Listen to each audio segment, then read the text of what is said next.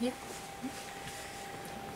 Lana, this is Bill. That's And you said that sound is an important thing in terms of helping you to grow spiritually. And so in my daily spiritual practice, I started just doing some ohms as we did to kick this off. Is this, will this help me? Or maybe what are some other ways I can use sound to help me grow spiritually?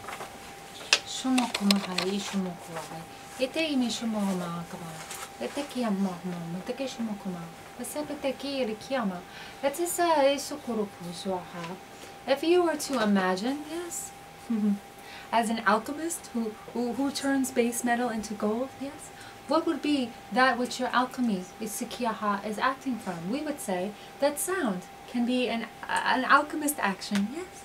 It can be one of transformation, yes. So if your energy is stagnant, if you are feeling diseased or disharmony, if you are feeling weak, if you are feeling disillusioned, why not use sound and motion, the action of breath and chant, to dispel that which is chaotic in the body?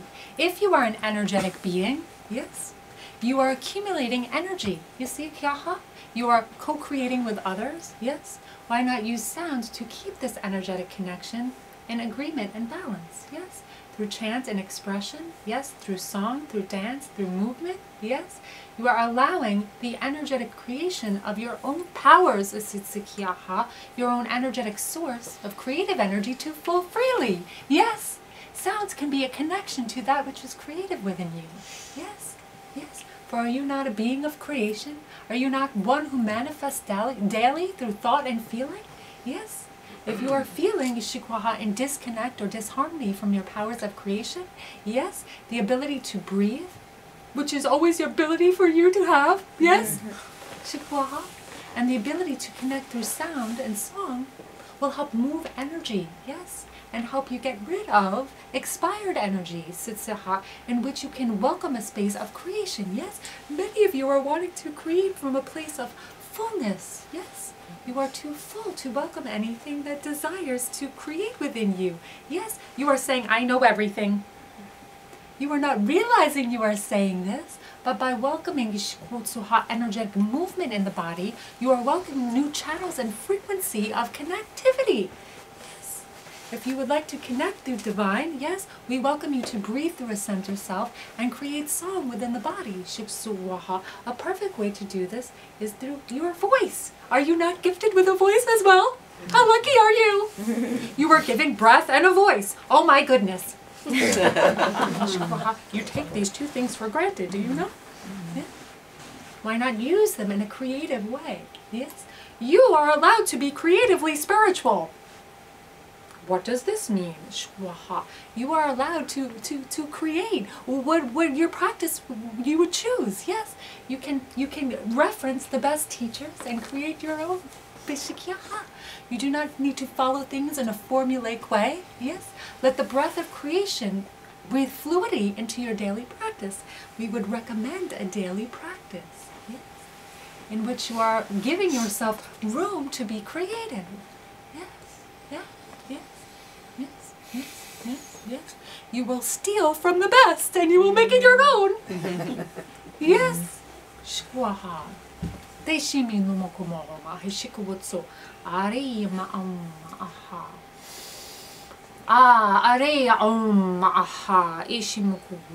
And you will say, and it feels that I am pretending, and we will say that is a wonderful thing. Does a child say, I am worried, I am pretending, they are going to make fun of me? They are simply in the dance of pretend and play. And so we would allow for you to create space and room for pretend and play as well. A spiritual being is one who is in alignment with the joyous self. Yes? And the joyous self is in alignment with the childlike self. Yes? The two are one and the same. Dance in the freedom of the joyous childlike self and watch your creative self spring to life. Yes? For perhaps you are taking life a bit too seriously. In the momokumaha. Does this answer your question? Nishikimasikiaha. Sukumokorokwaha. There is room for creativity, shikaha, breath and sound, always, always, always, which will help remove stagnant energy and give you newer perspectives on life. Yes? Shikumomomomomomokia. Hisitsumukumaha. Oh yeah. Hi Amana, it's Jen. So I have a question I hope other people can relate to. So this morning and last night, I've just, in the last, I don't know, probably 7 years, just kind of mostly taken this idea to be truth, that like attracts like. So if you're healthy, you're going to attract healthy friends, you'll attract all types of people. But you are that which you are. my question for you is what you think of this concept. Does like really attract like? And specifically, I had a recent conversation where I kind of advised someone who was demanding perfection from their mate, spouse, wife, husband, who was doing addictive things, but this person's also doing addictive things. So I said, if you get your act together and you're healthier, you're more likely to be more compatible with a healthier mate who doesn't have these things like you. And they said they actually had no idea of this concept, and I was kind of surprised. So since I take it for granted that this is true, like attracts like, I'd like to know your opinion, because there are a lot of people that they have no idea of this concept. Our opinion is that you are brilliant. Thank you so much. My goodness. Yes, and you know why we say this, do you not? Perhaps, why are we saying this?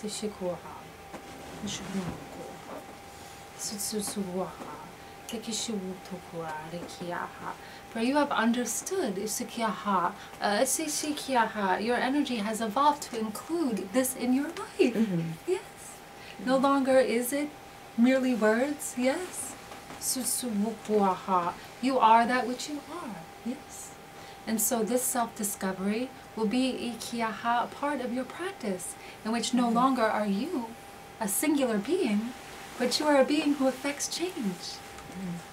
And so can you not spread this? Yes. Can you not walk into a room and say, I am that which I am? Yes. And others who are asleep to this, will they not wake up and say, I am that which I am also? Like wildfire. Yes. I feel that lately. And this period of transformation is gifting you with this energy. Yes. The possibility to be a warrior. Yes. In a disguise. Yes. Yeah. Can you not be all warriors in disguise? Yes. Does the energy of a warrior always need to be combative? Yes. Can it not be vulnerable and passive as well? Yes.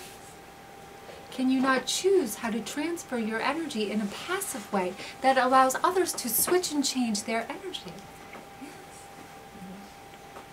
Can you not disarm others by simply being that which you are?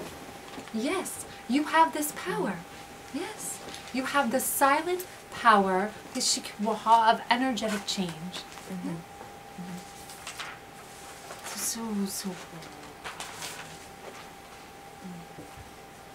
Once you start seeing things in energy and accept with understanding that you are an energetic being, your life will transform. Once you learn energetic law of creation, yes, that all that you want is in existence now, and merely when you are in acknowledgement of that, yes, you are vibrating at an energetic match. And that which is matched to that which is. There is no longer room for separation. There is only room for creation, yes? And how you arrive upon this journey will be life experience. Yes. Misfortune will be veiled as opportunity. Yes. And vice versa. That will lead you into discovery. Misperception will be chance for perception. That which is dark in you will be given a new light through the miracle of change and perception. Thank you. Thank you. Thank you. Thank you. Amana. Amana, this is Carol. Meshikiriya ata asa. I've been having a lot of trouble sleeping the last 6 months, and I've had a lot of big transformations over the last few years, and I just keep thinking, like, okay, I've been told, like, if you keep waking up at 2 or 3 in the morning, there are guides, like, trying to communicate with you, so I sit and I meditate, and I'm not, like, really getting it. I just want to know if I'm missing something that I'm supposed to be hearing, or not doing something I'm supposed to be doing. Is this the feeling that you are not doing something you are supposed to be doing? Yes. This is what we are needing to let go of, is it not? Teshua, shikyaha, shameful feelings of not being enough. Yes. For if you were enough, you would always be in alignment with that, and you would always be doing what you are supposed to be doing. Yes. So rather than giving you shaha information on what you are missing, we are saying that you are missing you.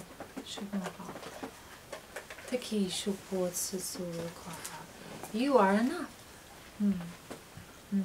Connecting to this feeling of not understanding, not knowing, not getting it, not being enough to understand will help you move past that which you are longing to embrace.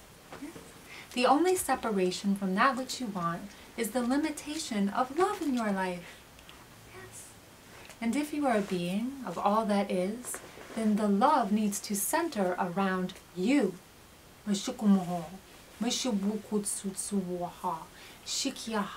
Allowing the love of self to permeate and create opportunity for fulfillment. Yes.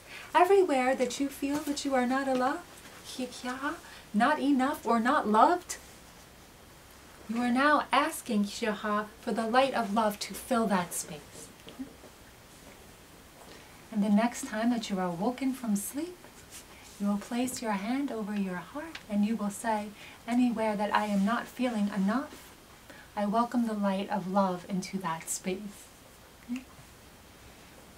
Anywhere that I am not feeling loved, I welcome the light of that into that space. I am now ready and willing to accept that I am enough. I do not need to know that I am enough. I simply allow myself to feel and reconnect with this. For my dear, this is so. Of course it is.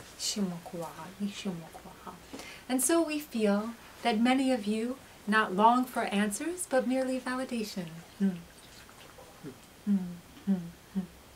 Do not tell me how it is, Amana. Tell me what I already know, and tell me that I'm okay for knowing so. Yes? Yes. Tell me I am allowed to know so. Yes? Tell me I am enough. And so we say to you, yes. Yes. Yes, you are more than enough. Yes. Yes. Yes, you are. Always. Eternally. The very thing that will help you let go of this is the feeling that is preventing you from moving forward. Yes? The very thing that will help you let go of this is the feeling, yes, that is connected to this. Yes? So those uncomfortable feelings are your greatest motivators. Yes? But if you are rebelling from them, you are missing opportunity for miracle. How can you see things differently now? How can you choose to examine that which is confusing with a newer light? Yes. How can your perception open up a window for more love and more opportunity?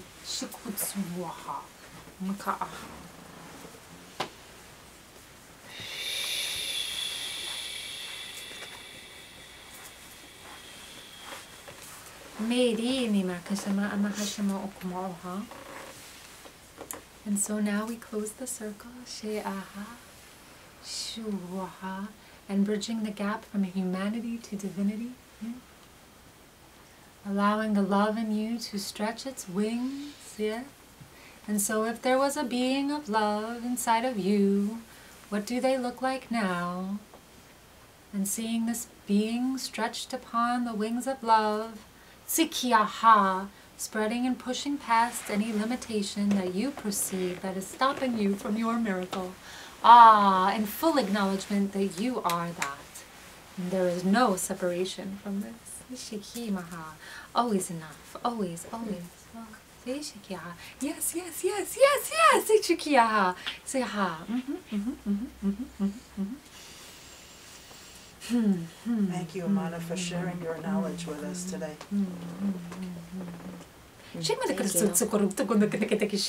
At sari di kishomo sutso raka da anda de shimo kutso sutsat ke ishikuha shutsukuha de shomo kuma aha shikitse aha maitikishuku maha ishimo.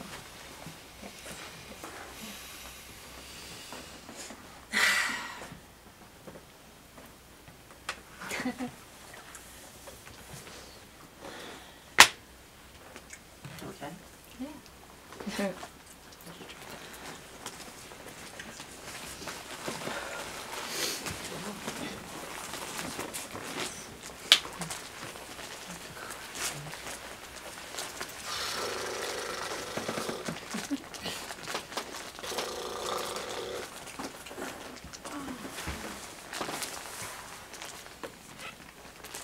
Thank you.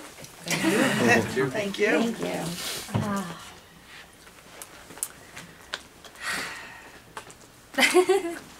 It's a very personal thing that happens for me, and then I forget people are here. It's a little bit weird.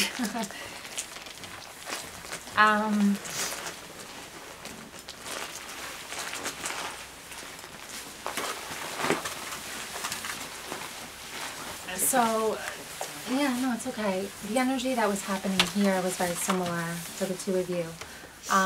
Well, you're friends, so that's not a coincidence. But I felt that there's this energy of like, am I allowed?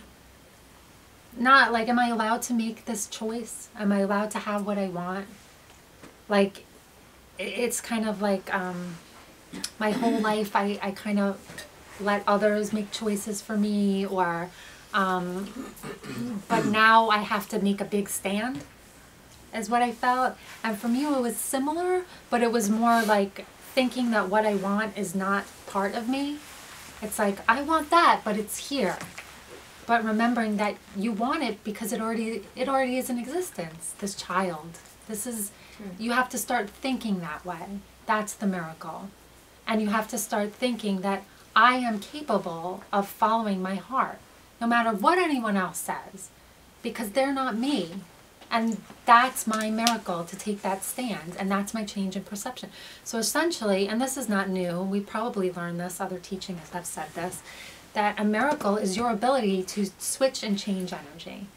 Every time someone says to you, no, no, no, your ability to say, thanks for that, yes, that's a miracle. You're an energetic being, and you have the ability to change energy. You're changing the energy of limitation to limitlessness. That's a miracle.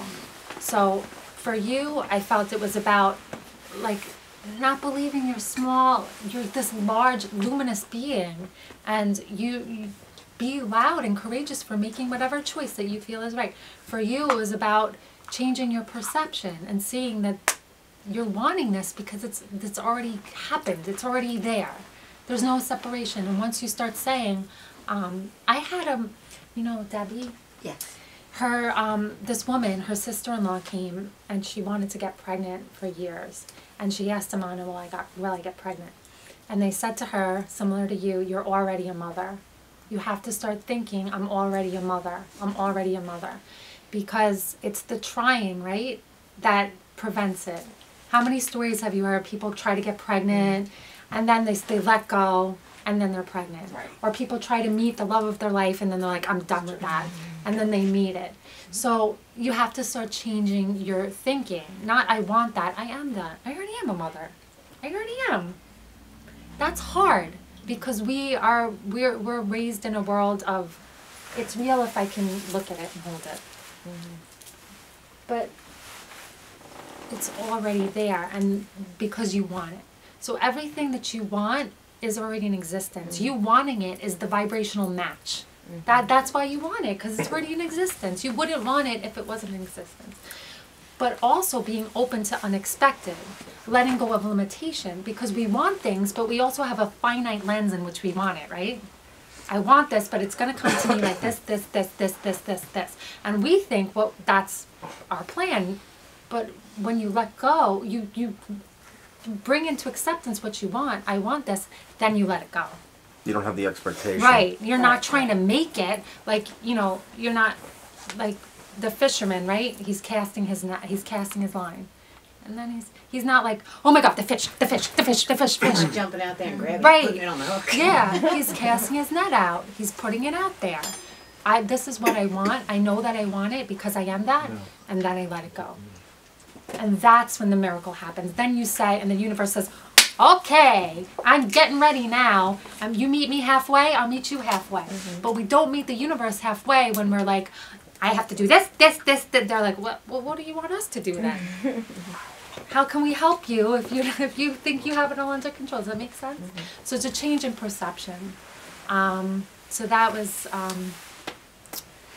Charlie's question was a great question because it opens the doorway for something, you know, and then your question kind of tag team that. It was really nice because what they're talking about is an evolution, right? This evolution, you know, he talked about Yeshua, Jesus. So they've talked about Jesus before as being the ultimate teacher to say, you know, that God, whatever that is, we are that. That's not outside of us. And everyone was like, no. And he's like, yeah. But sadly enough, he's remembered for saying, I am the way, but not we are the way. But we are the way. So the natural step for that is to become a source of healing, right? So when we do our healings, when we do our readings, when I'm channeling, I'm just the vessel. But can you be a vessel but also a source of information at the same time? Yes. That's our natural part of evolution, is to be our own godlight. That makes sense? It really does. Well, you still have to have the intent. Yeah, so I was just going to say, so essentially was Amana saying, because I didn't want to ask, because I think I got the answer, but was essentially she saying if you believe that you are, then you are? Yeah, you're the, Like you're the creator. If you believe that you can create Yes. healing, That's then definitely. you do create Yes. healing. It's the same Right? way a child has an imagination, right? To them it's real. Right. When they play and they're not like, They're not in their own heads. yeah. Right, they believe It's what just, they... I'm staring at that thing that says believe. It's really, Yeah. So does the back of my neck. But yeah, they're not, you know, they're not in their own heads. They're not like listening to someone who says, no, that's not real, until we kind of grow up and we're like, we buy into that, right? Right. But, you know, there is no difference between imagination and reality. There's no, I know that's really hard for some people to buy because, Well,